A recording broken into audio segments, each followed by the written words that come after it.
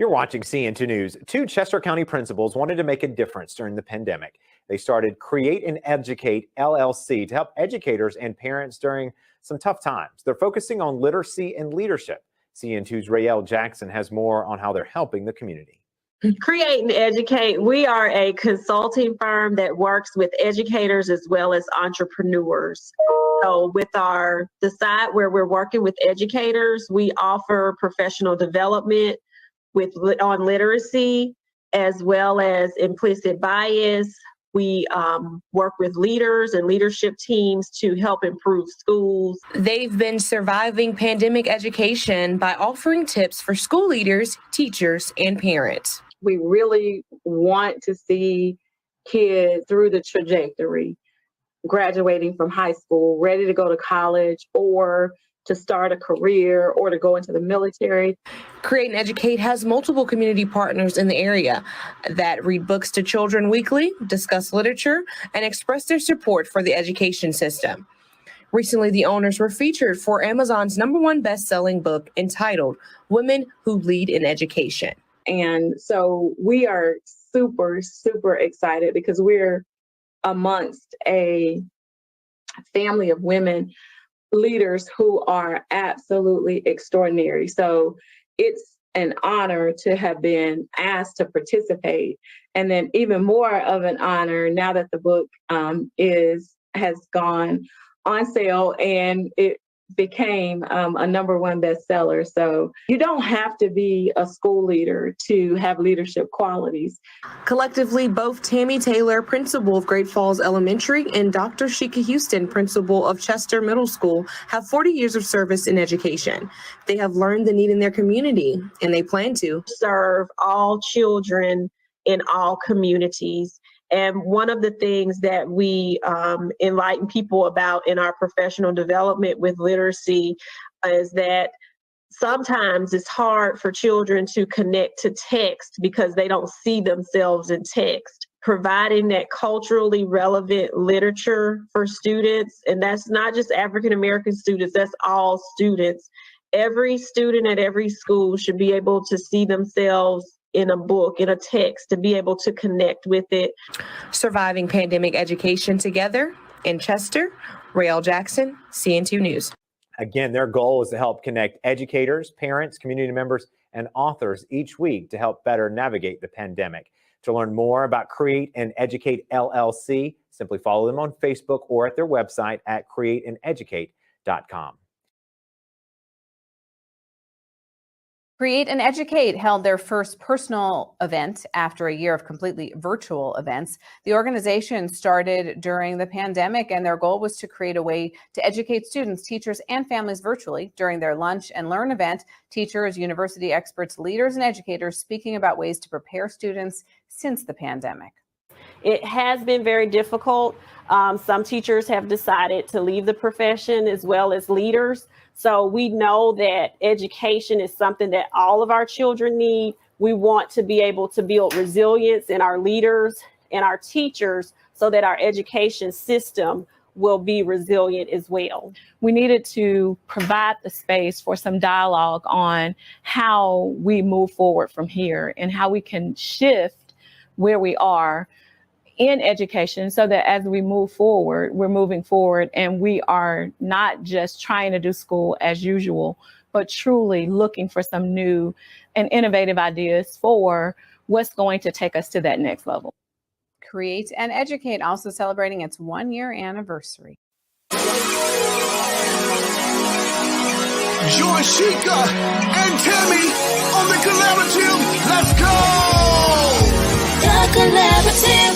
1, 2, 1, 2. The collaborative. What's that time? On Facebook Tuesday at 7. The collaborative.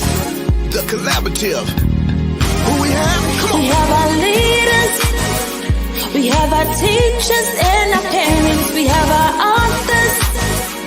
Story time at the end. Solving problems in our education system. Phenomenal women. Join them on Facebook. On Facebook Tuesday at 7. The collaborative.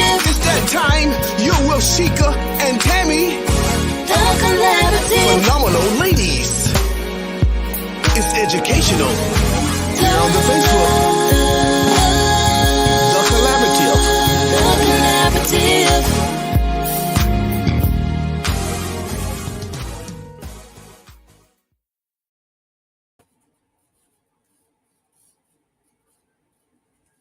You're muted, Sheka. I'm muted. Welcome to the collaborative, everyone. Good evening, Tammy. Hey, Sheka. Good evening, everybody.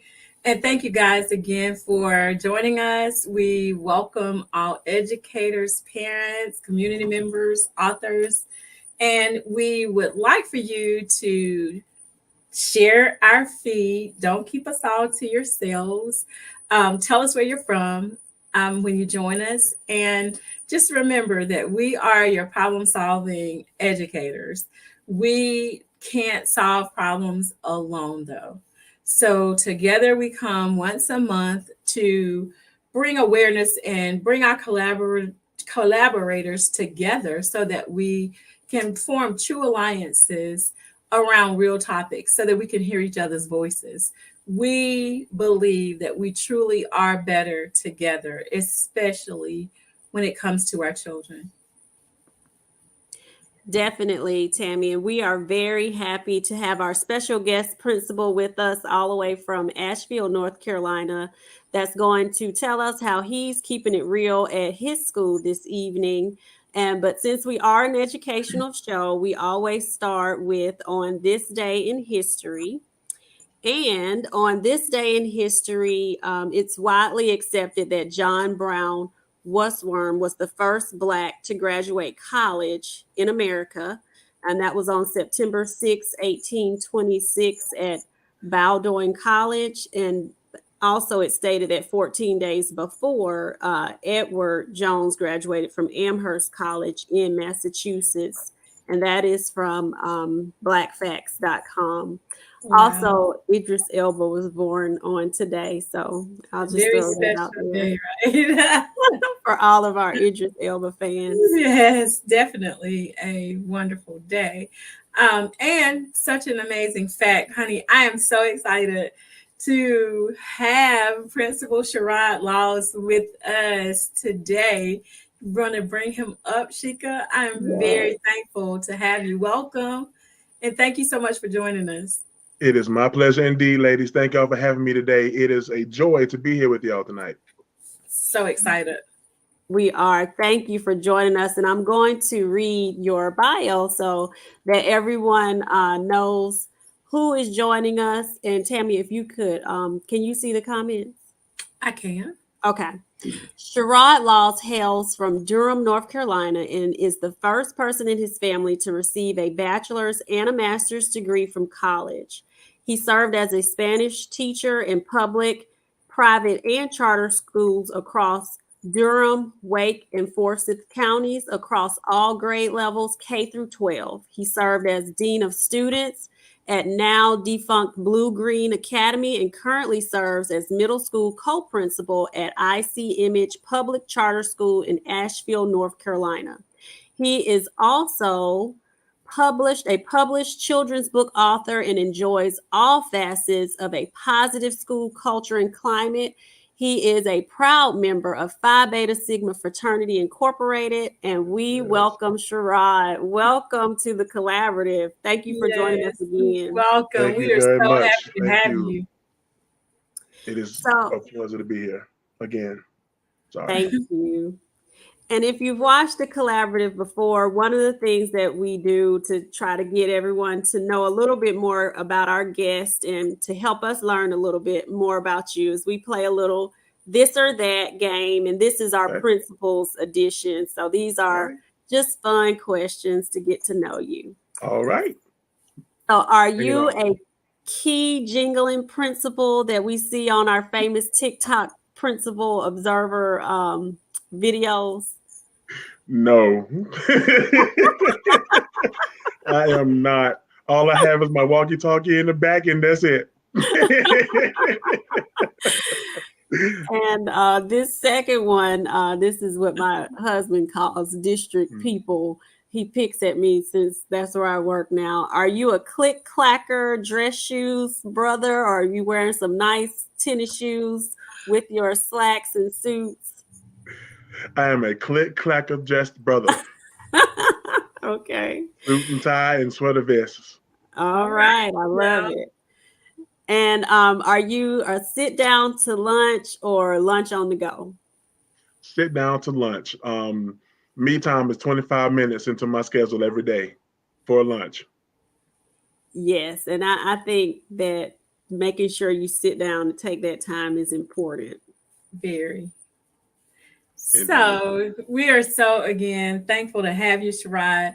But before we jump into our R.E.A.L framework, how about telling us about how you came to be a Spanish teacher, and then a little bit about your background, what got you where you are? For sure.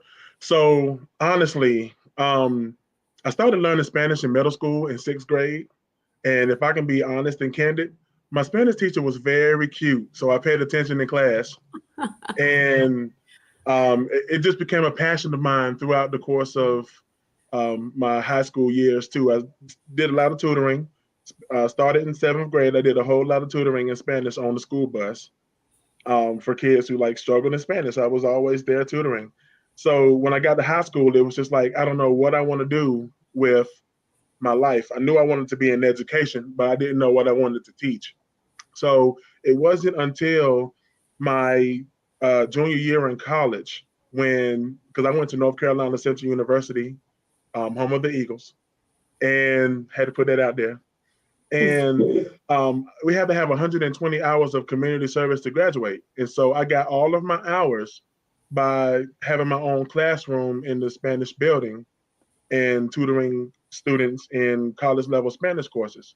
And it wasn't until this African lady, I'll never forget her. She told me, she said, "Young man, I don't know what you're trying to do after you graduate from college, but I think you will be a great Spanish teacher."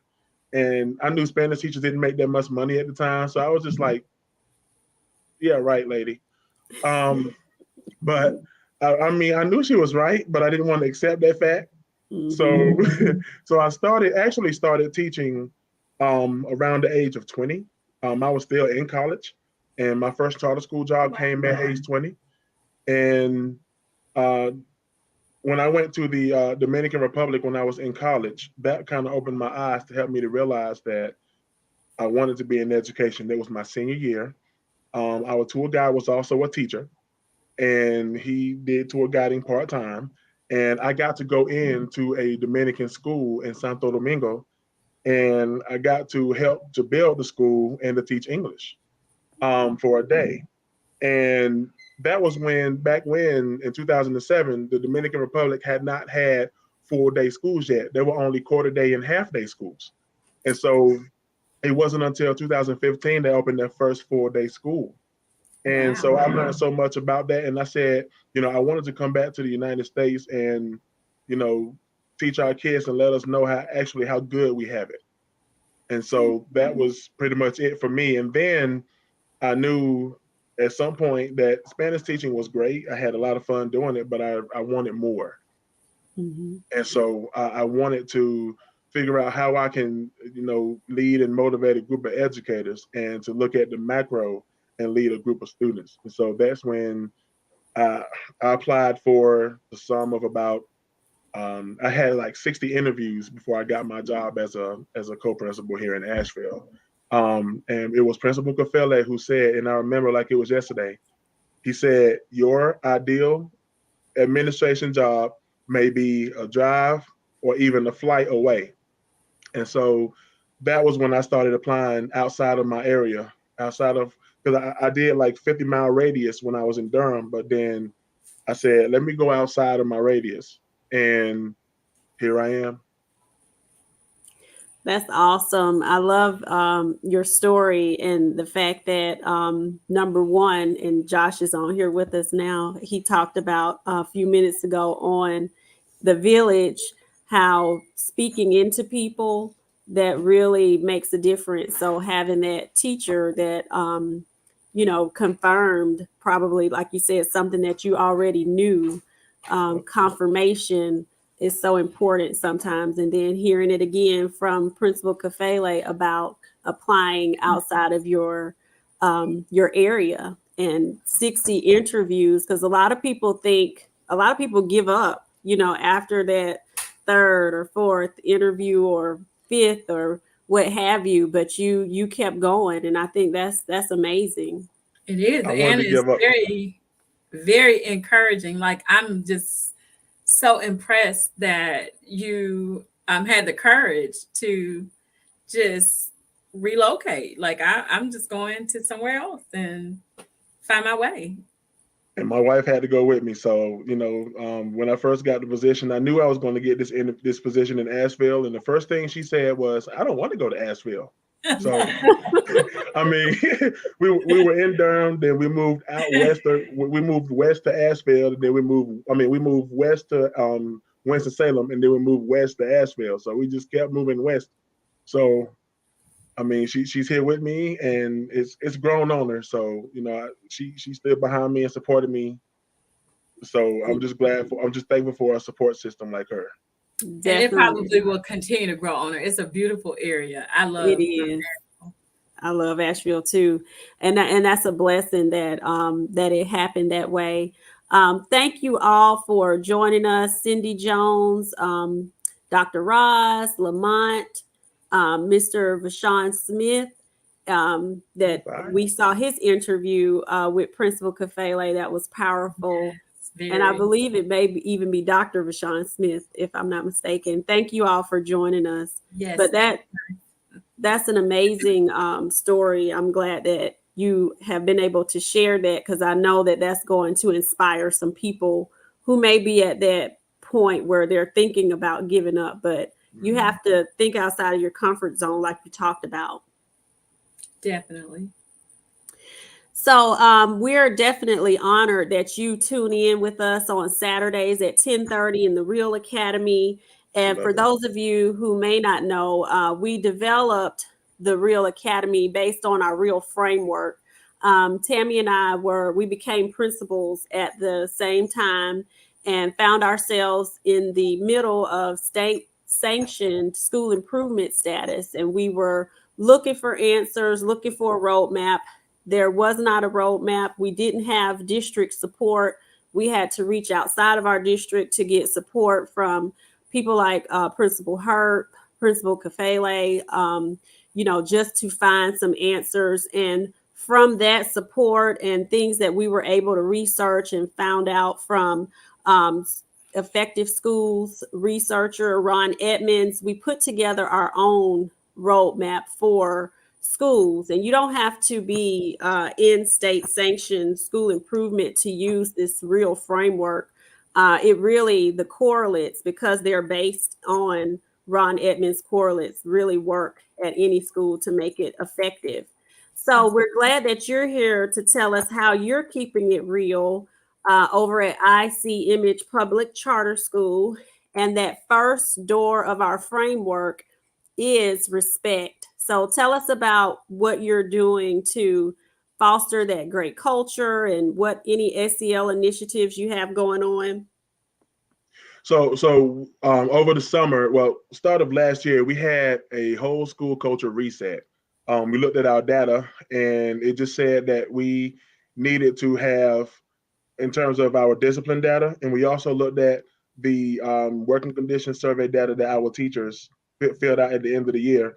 And that pretty much informed us that we needed to have a whole school culture reset. And so me being the PBIS person that I am, because ever since I started teaching, I've always led the PBIS process just because I love it. And so our mascot at our school is a kingfisher. And so I had to think about, what do kingfishers do? They dive in after their prey, right? And so I said that we didn't have an acronym at the time. And so I sat down and created this acronym. And the team then took the acronym and went to work with it. And so out of that work, so I'm wearing the shirt right now that says Kingfishers Dive In Together. Love it. And so I'll tell you what DIVE stands for in a moment, but we pretty much took this framework. We needed to create a plan on how we're going to explicitly teach the teachers the expectations and lesson plans that we want them to use with our students to teach the students the expectations. And so the first 3 weeks of school, we had what was called Middle School 101. And that was when we took an expectation per day, and we pretty much made lesson plans for the students, made a student-friendly language so that they could understand what the school-wide expectations are. But before that happened, over the summer, we're also an AVID school. And so we used a lot of AVID strategies. I know, right? So we used a lot of AVID strategies in order to create sessions for our teachers so that they can understand what our expectations are. So that way they can in turn teach the students. And then also what it does is that build trust. And so this school year has been the best start to school since I've been there, because we all brought into this dive in concept. So D stands for do everything safely. I stands for I am a leader. B stands for value, and E stands for engage. And so every morning on my announcements, I say Kingfishers dive in together when they, and then I go through the acronym.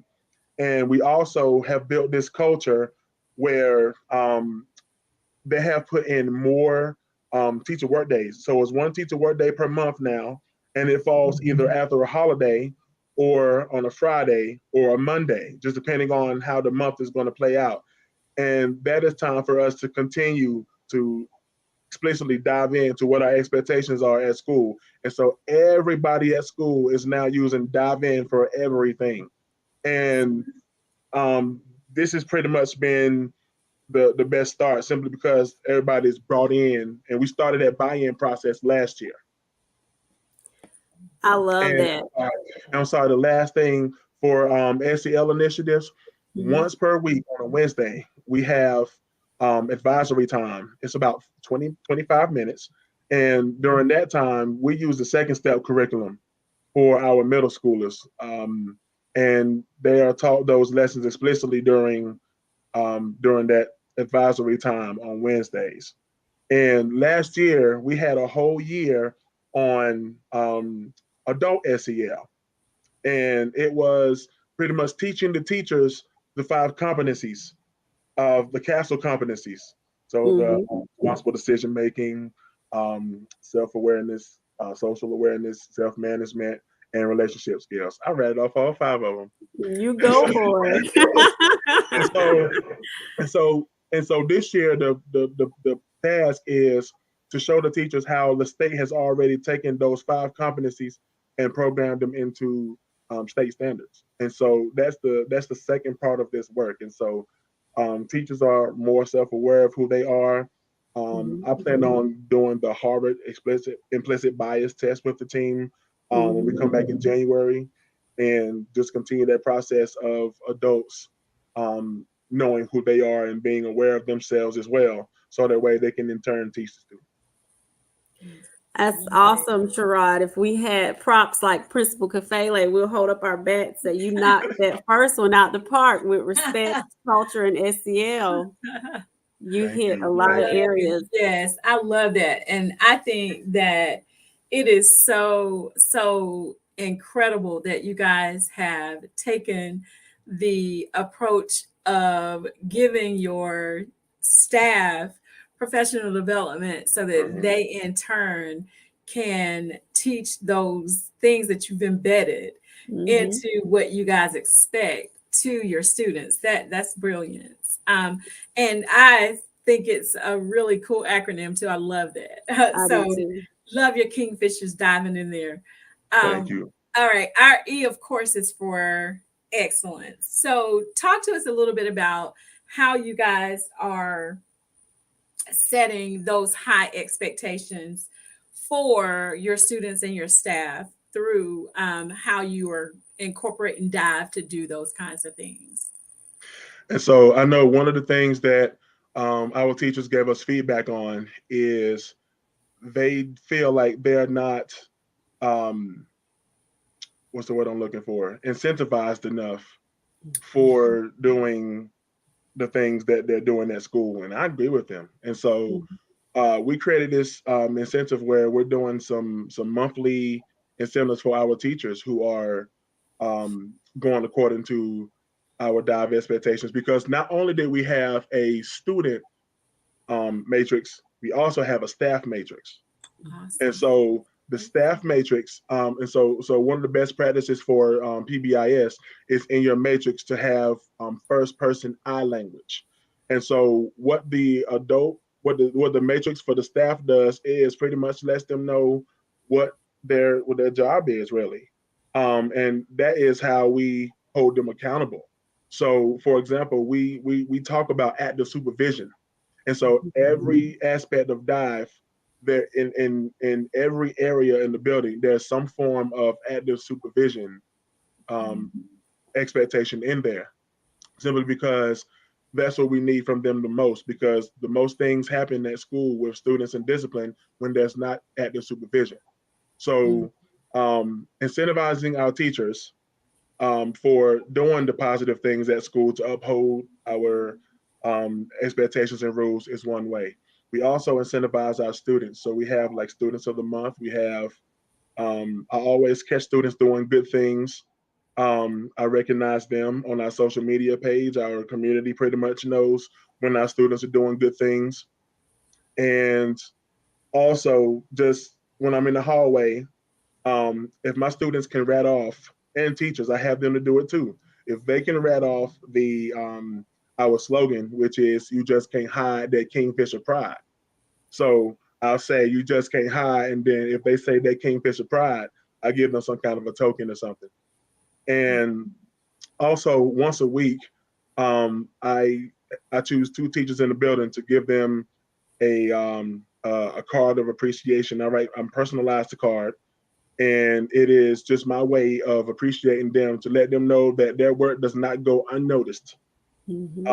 Because a lot of times when we're in the trenches, they think that we're not observing and seeing what they're doing. But as a person that's always visible, I see what everybody's doing. Also, the last thing is on morning announcements. I do on video right now until our PA system comes back on. But I always have some expectation in there that around student expectation. I always have an adult expectation, and I always have what's called a fish moment, which is based off of the fish philosophy from the fish market in Seattle. And so, and I think all of my teachers and students, when they look at and listen to those announcements, they know that they're in an environment where they're being held accountable, number one, and number two, that they are a trusted adult to do their job. I love all of that. Sherrod, you are doing some awesome things at your school. Amazing. They I are. am trying, y'all. I'll tell you, it's just been rough, because I know last year was rough for everyone. And I know last year, like coming into this year, there were some teachers who were very skeptical because of all the things that we were doing. But I call it a crock pot process and not a microwave. You know, it's low and slow. Yeah. It's the best way to go. Yes. Slow and steady wins the race every time. Yes, it does. Definitely. And you're getting some good feedback here in the comments too about all the great things. Thank y'all. So tell us, how are you inspecting what you're expecting? You talked a little bit a minute ago about some of those accountability measures. So I'm always visible. I pop into every classroom first thing in the morning, just to see what's going on in there. And also, I've created a walkthrough tool that I use just for my own personal, but it's based on what we're trying to accomplish this year.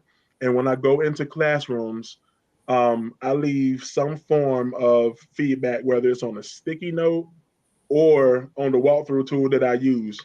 And it's always things that what I see, what I hear, what I feel in your room, and then a reflection question. And that reflection question can be something on maybe an expectation that I didn't see happen, or if I did see something that a student did and maybe they didn't catch it, but I saw it, what can you do so that that doesn't happen next time? And I try to send an email afterwards just to, all the classrooms that I hit that day. I just tell them, thank you for letting me in your room. I really appreciate it. and refer to the sticky note that I left on your desk or something like that. And what that does for me is it lets me know that I'm visible, I'm in your rooms, and that students are always seeing me in the hallways. They're always seeing me in the classrooms. And I go around and ask them what they're doing. And I tell the teacher that if a student can tell me what I'm doing or what they're doing in class, then that teacher was highly effective in communicating what they're to do that day. And so I just try to highlight that for that teacher. I call it glows and grows. Give them some really good feedback. And I also, every month, I create a survey for teachers based on what are some glows for this month, what are some grows for this month, and kind of take that feedback and push it towards the next month to make those, things that they ask, or the grows, the things that they were asking about in terms of needing improvement.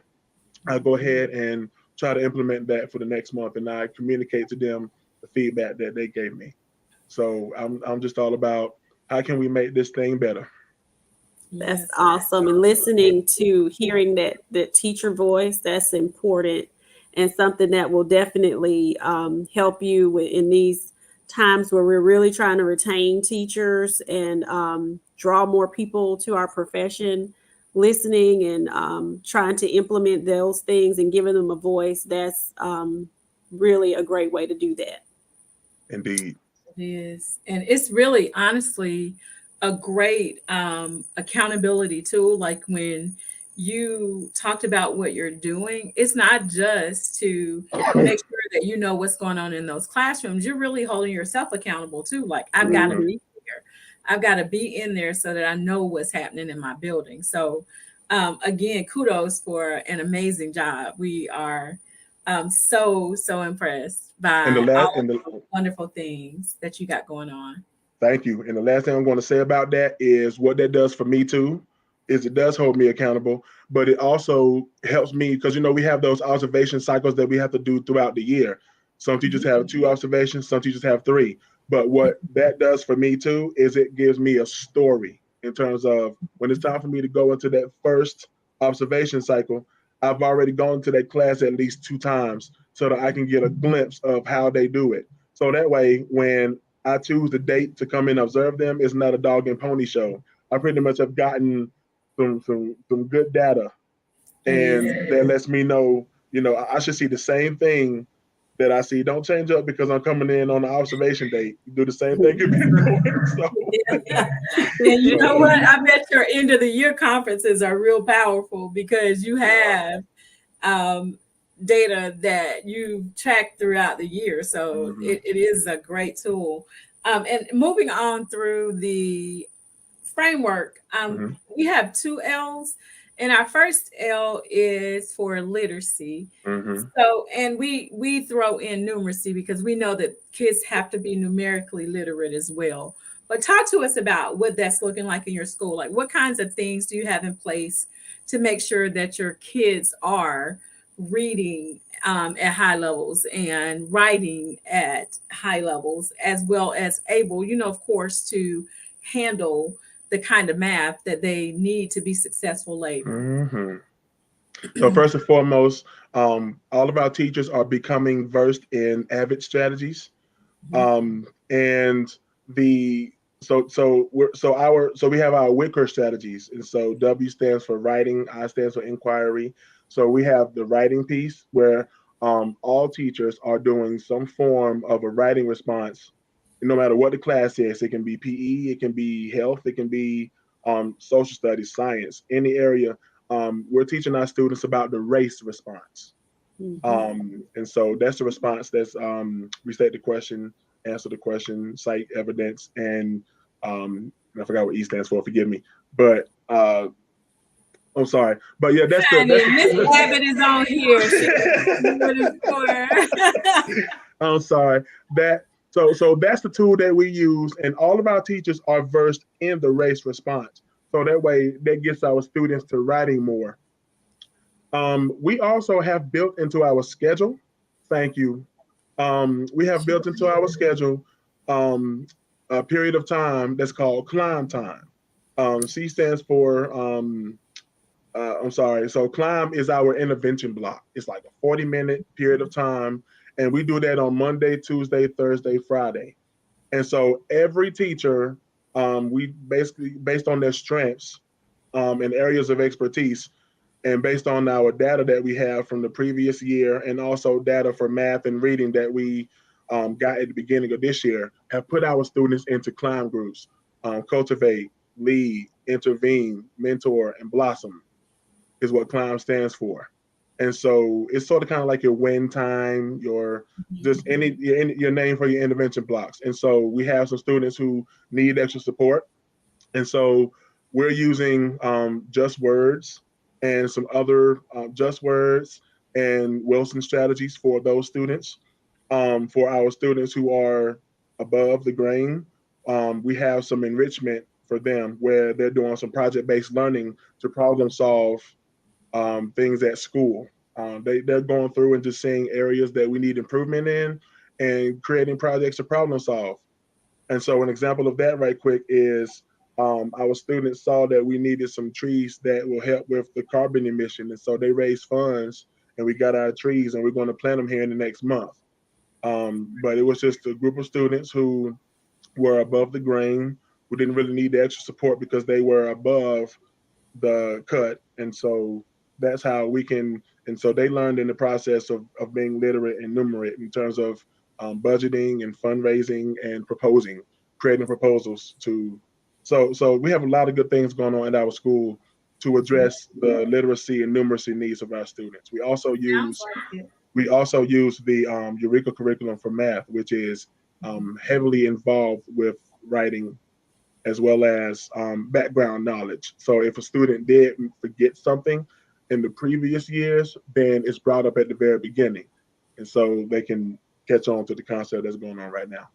Phenomenal. I heard a lot about that Eureka when we went to San Antonio for Avid this summer, and a lot of the schools there were using that curriculum. So I'm really interested to see what it's like. But I love it. You're doing big things, and that is awesome. We're really shout out to my teachers.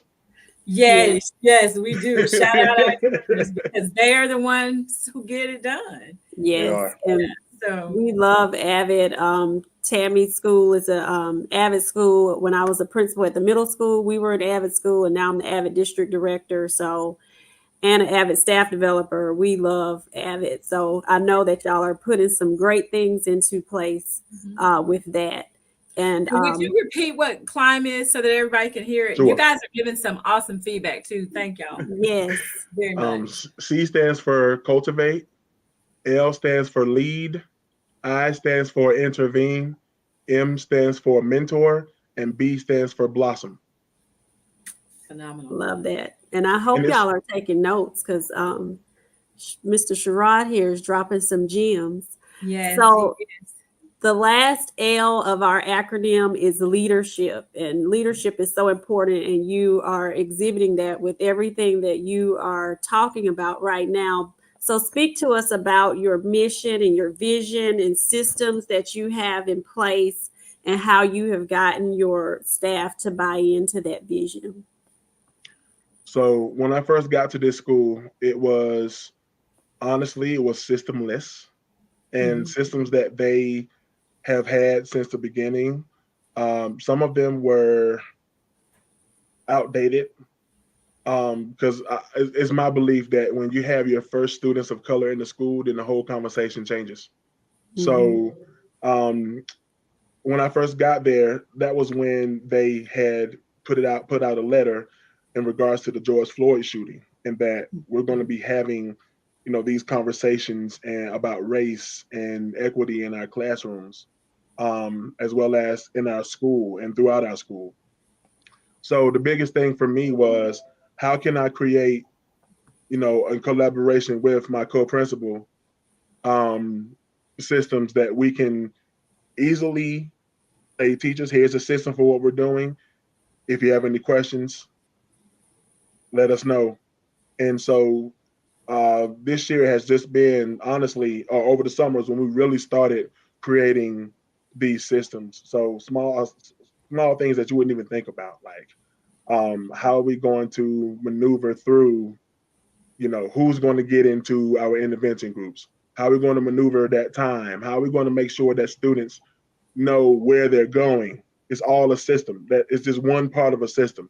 And so we create our systems. Any system that we have the teachers in mind because they're the ones that have to implement this system. And so we want to make it as teacher friendly as possible. So that way, and in my mind, so that they won't have any questions to ask, because I have done a good job in making it clear for them. And I think that honestly, this year, every system that I have created, all the way from taking attendance the first 20 days, all the way to being actively supervising in the hallway during class change. We don't ask for lesson plans. Some principals ask for lesson plans. We don't ask for lesson plans. And when I come in to observe, I should see their lesson plan. And so what that looks like is a system. And so when I go into your classroom, I should see these things. These are 7 essential look fors when I come in. That's a system, because I have to communicate that to them, and so that when I walk into their room, I can see the benefits of this system that was created. And really, just everything that we do, we effectively communicate it in more than one way, via email, via my mouth, via video.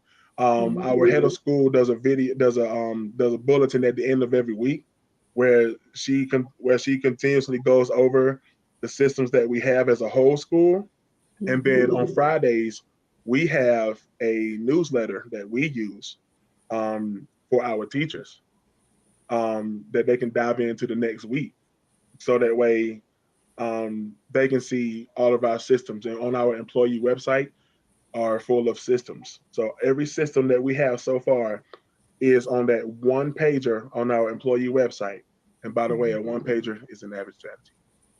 So I mean, so pretty much just effectively communicating our systems in order for our students to be able to compete in a global economy. That's what my mission is. Well, hats off to you. Great leadership, and we're excited, thankful to have had you on. And I don't know if you've been able to keep up with your comments, but no, I haven't. Give you some amazing comments. So thank you so much for what you're doing for kids over in Ashville. Yes, and this is my mom. She says, "Wow, this is good," and she doesn't give out compliments just willy-nilly. So if Mama says you're doing a good job, you really are doing a good job. I am touched. I am touched. Thank you. But this is just the picture of our framework. Again, Sherrod has knocked this out the park. Principal Sherrod, with that door, that is the key. That respect. We say that's the door because without your SEL and without that culture being built as your foundation, you won't get to the other parts of the framework. So we list that as the door to get to the other pieces, which are excellence, accountability, literacy, and as Mr. Smith stated, we can't leave out that numeracy. When we have reading initiatives, that's what the teachers state. We're doing better in reading, but we're not doing good in math because we don't have a focus in math. So we intentionally make sure that we are focusing on both because students need both. And definitely that leadership piece has to be in place with that shared vision, that mission, and also those systems that you talked about. So you are definitely keeping it real. You have shared some great gems, and definitely I know that people have garnered some things that they can use, and they may even have questions for you. Let me get this back off the screen, because not only is Mr. Sherrod a great principal, but he is also a published author. So tell us a little bit about your book. We always end our segments with story time because there's so many benefits to story time. And he's going to read his book for us for story time. So tell us about your book. Sure. So I lost my mother when I was 14 in 9th grade. first semester of ninth grade, I lost my mom. And so she was a very important part of my life. And she was one of the ones who kind of got me into this education path because she was a teacher herself in pre-K. So I started writing this book back in 2015, and I didn't finish it until 2020 because I just couldn't muster up the strength to write it. And so I finally finished it in 2020. And when COVID hit, I didn't have anything to do really. But I just wanted to go ahead and finish it. The very last night that I wrote this book, I knew I was done. I shed so many tears because I cried like a baby. I mean, ugly crying and everything. But that was my release. And so I also had a student whose birthday is the same day as mine, who also lost her mom when she was in high school. I actually was her teacher when she lost her mom.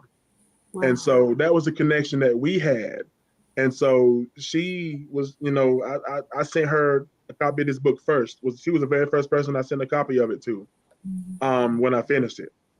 And so it's a children's book about grief. And what are some things that, because you never forget the loss of your parent. That's one thing you never forget. That's true.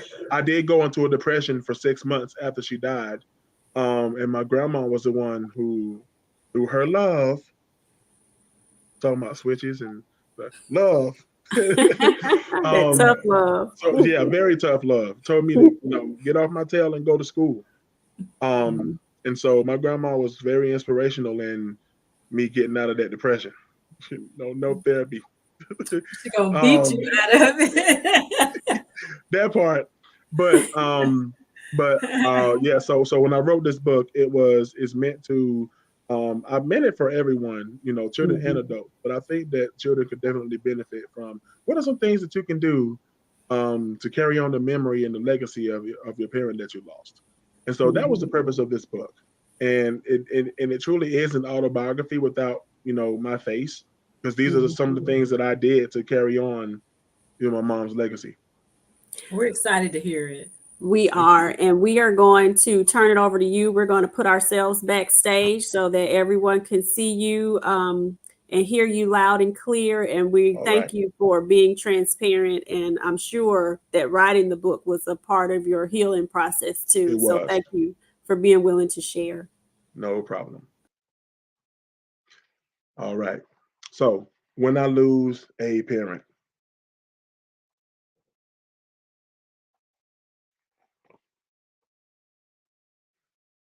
two of the most important people in my life are my mommy and my daddy. I remember when they brought me home from the hospital.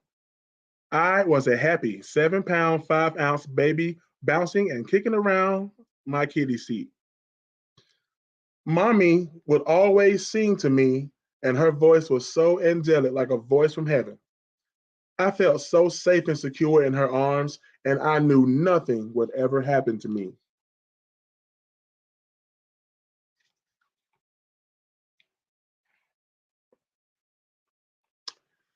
Time will pass on, and I will grow a little bigger and taller, and I will be able to walk on my own.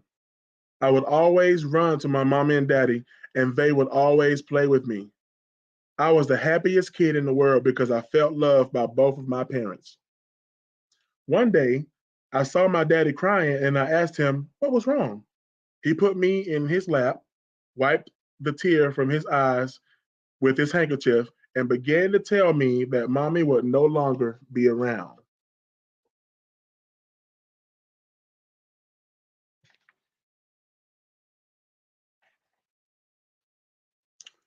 Where did she go? I said. He began to tell me that eventually, when you get older, you will go to sleep forever and you will not return. Does this mean you will die? I asked. Is that what happened to mommy? I asked with a somber tone. Daddy began to explain to me what happened to mommy. He said that she had been sick for a long time and she eventually lost her fight with the sickness. I was thinking to myself that I would never get to hear her singing again. She didn't even say goodbye to me, I said. Daddy began to read me a letter that mommy wrote to me before she left.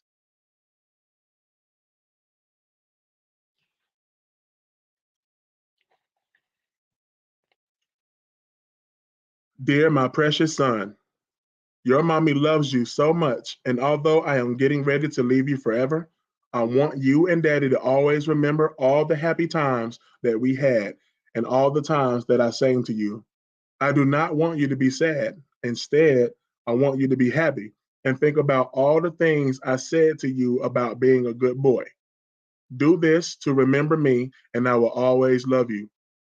Mommy is dying of a sickness, and I want both you and your daddy to take care of each other.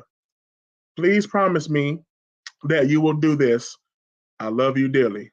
Signed with love forever, your mommy. That's the letter. There. Sorry. I took out my superhero notebook that she brought me, and I began to write, when you lose a parent. When you lose a parent, it will be a very sad time for you, and you will truly never forget them. When I lost my mommy, I learned to sing so I can sing to other children who are sick or have lost their parents too.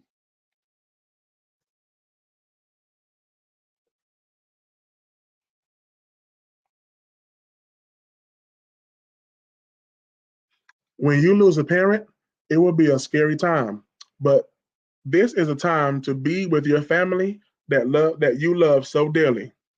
When I lost my mommy, I spent a lot of time with my daddy and other family members. When you lose a parent, do things that will carry on their memory in your heart. When I lost my mommy, I would go and do volunteer work at the homeless shelter because she loved to help other people.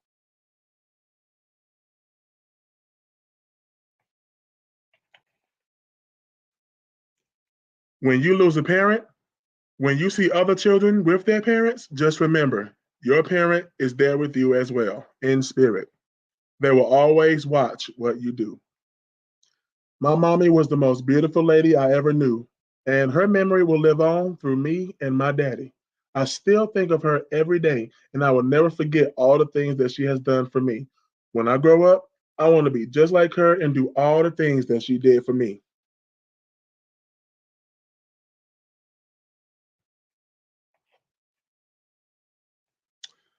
I would eventually grow up to be a daddy of my own children and write this book for other people who have lost a parent.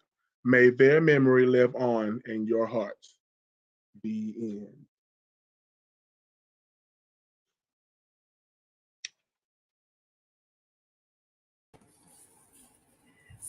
Muted again. That was phenomenal. Thank you. You're very welcome. That was beautiful. Thank you. And I lost my dad in 2018 and my father-in-law a month apart at 45 or 44.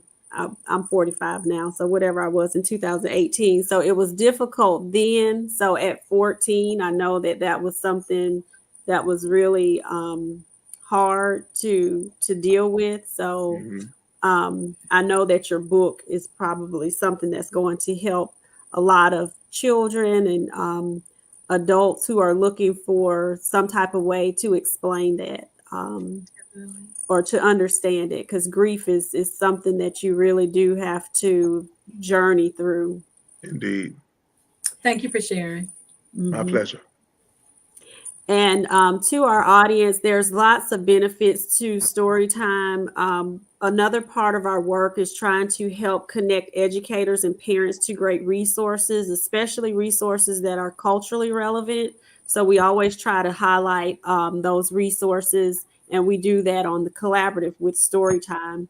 Storytime helps your child to get to know sounds and words and language, develop early literacy skills. They learn to value books and stories. It also sparks their imagination, stimulates curiosity, and really helps them to focus. And for older children, sometimes people think, oh, this is just for smaller children, but older children and even adults enjoy story time because it's a great way to connect and also teach lessons and build relationships.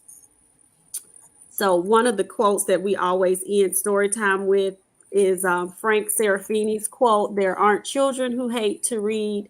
There are only children who have not found the right book." So be sure to check out our newsletter that I'm going to place in the comments that connects you to a lot of these great resources that we have found for children that will be helpful for teachers as well as parents. And we'll have to add you to our newsletter that we have specifically for grief resources, because that was something that was really needed, especially around the pandemic time. Yes, and we want to just say thank you to everybody that joined us and encourage you to tune in with us for PD on the R.E.A.L Academy with us on Saturday mornings at 10:30. We follow Principal Sean Hurt, who is on at 10, and then we are just before Principal Kafele, who comes on at 10:55. And then we would like to encourage you to make sure you tune in on Sundays to Josh Tovar, Chris and Dean on Unlock the Middle. So again, we appreciate you guys being with us, and we hope that you have a great rest of the week.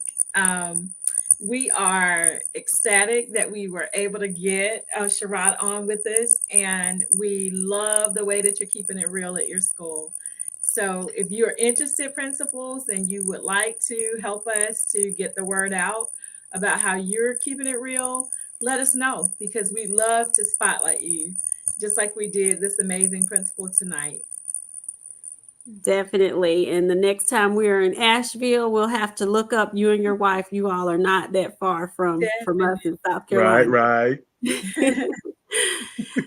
Thank you to all of our community partners that will be linked in the feed and tagged once we end the broadcast. Our platform couldn't have broadened without you all's support.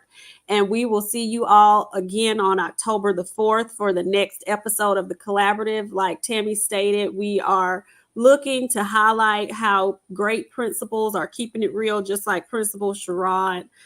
Because we need to share with one another. That's how we learn from one another. And there's so many principals and teachers out here that are doing great things.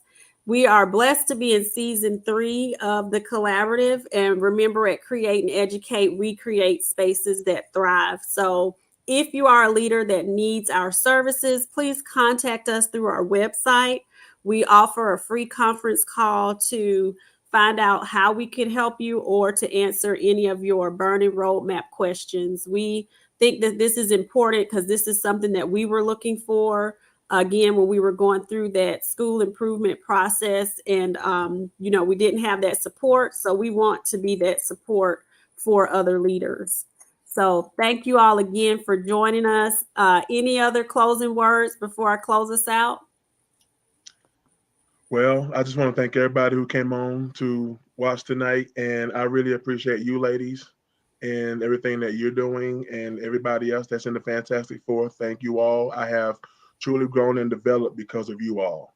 Because like you said, it's, you all have skills and things that you share, and I hope to one day be in a place where I'm able to, share on the platform, but I just really appreciate you all. Thank you so much. And you've done that. You've shared on the platform, honey. Iron sharpens iron. Yep. And you definitely did some sharpening tonight. So we appreciate you. Thank you. We do. Thank you. Good night, everyone. Let's have a great rest of your week, guys. Join Sheka and Tammy on the Collaborative. Let's go! The Collaborative. 1, 2, 1, 2. The Collaborative. What's that time? On Facebook Tuesday at 7.